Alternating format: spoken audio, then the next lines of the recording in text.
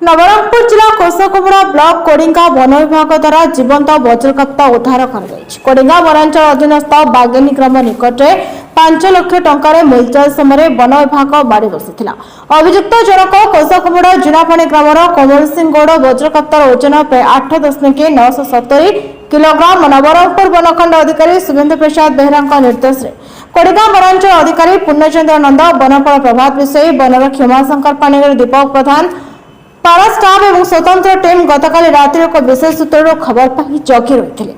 सकाळे प्राय 7 घंटा समय अभियुक्तों को धरवे सक्षम हेले अभियुक्तों एक जीवंत वज्रकप्ता सहित गोटे मोटरसाइकल और मोबाइल फोन जबत कर नवरंगपुर श्रीहरि विषय रिपोर्ट नवरंग लाइव।